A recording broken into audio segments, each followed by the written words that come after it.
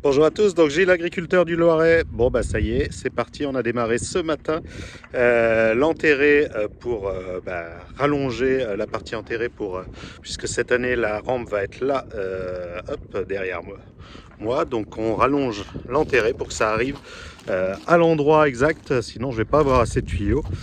Donc on a attaqué ce matin, donc c'est Samuel qui a la mini-pelle. Notre mini-pelle, elle suffit, on a déjà fait toute cette partie là. Donc là-haut on avait un hydrant, on l'a retiré, il est à côté, c'est avec le bout de béton en bas, celui-là on le remettra au bout. On a remis un hydrant, un petit hydrant là-haut, et on a prolongé ici grâce à un T, grâce à tous ces tuyaux. Donc là, ce soir, on va avoir fait, je pense, la moitié pour finir dans ce champ-là. Donc en tout, j'ai 500 mètres d'enterré à faire, environ 300 mètres ici, et puis un peu plus de 200 mètres dans un autre champ. Donc le plus urgent, c'était ce champ-là, parce qu'il sera en maïs cette année. Donc ça se passe plutôt bien. Alors on avait commencé avec le godet de 60. Et puis finalement, on a remis le godet un peu plus petit, le godet de 40. Alors on a un peu moins de place pour pouvoir installer les tuyaux, mais ça le fait plutôt bien. Et ça permet de creuser un peu plus vite et de faire moins peiner la pelle. Donc voilà la tranchée avec le petit godet. Et juste avant, on avait beaucoup plus de place, vous voyez.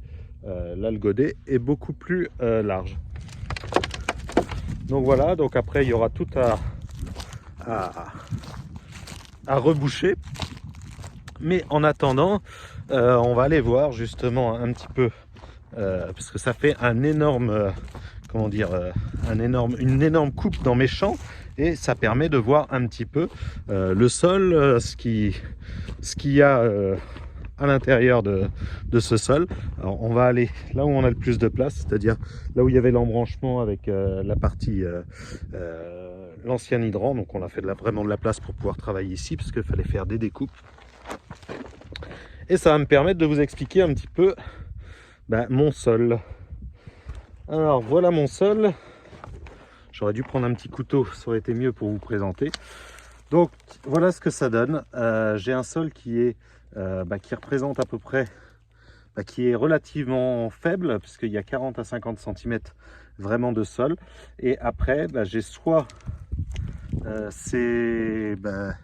ces choses-là, ce qu'on appelle du tuf, ou en fait c'est des concrétions de ferro-manganèse qui sont faits parce que c'était des sols très très hydromorphes ici. Concrètement, là par exemple, c'est un exemple. Ici, j'ai que de la glaise en dessous, donc ça retient toute l'eau, et c'est ce qui fait que concrètement mon sol, il y a cette hauteur là où les racines arrivent à descendre.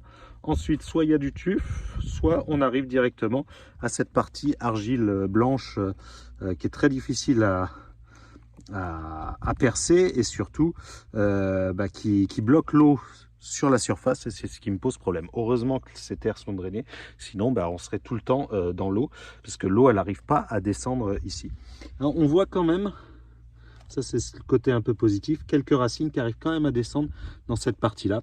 Alors malheureusement très peu, mais on en voit quelques-unes comme là qui passent par des fissures, par des galeries de vers de terre, mais globalement le gros du tissu racinaire s'arrête sur en gros là il y a 40 cm. Alors ça va varier un petit peu, on a des parties qui varient très vite. Donc là on retrouve notre tuf, parce que avant que ce soit drainé, ça restait, ça baignait dans l'eau, puisque là tout ça bloque l'eau, puisque c'est vraiment une partie argile qui laisse pas passer l'eau, et donc c'est pour ça qu'on avait ces concrétions qui posent souci. Donc voilà un petit peu, ça permet de voir un peu le sol. Ça me permet aussi de vous expliquer, voilà, je fais des petits rendements aussi, c'est surtout lié à ça, c'est que avec la hauteur de sol qui est plutôt faible, en fait on a très peu de réserves utiles au niveau de ces sols là. Donc un coup de sec en été ou trop d'humidité en hiver, ça pose vraiment souci. Voilà, bon allez, je vous laisse, on va continuer à tout installer. Allez, à bientôt.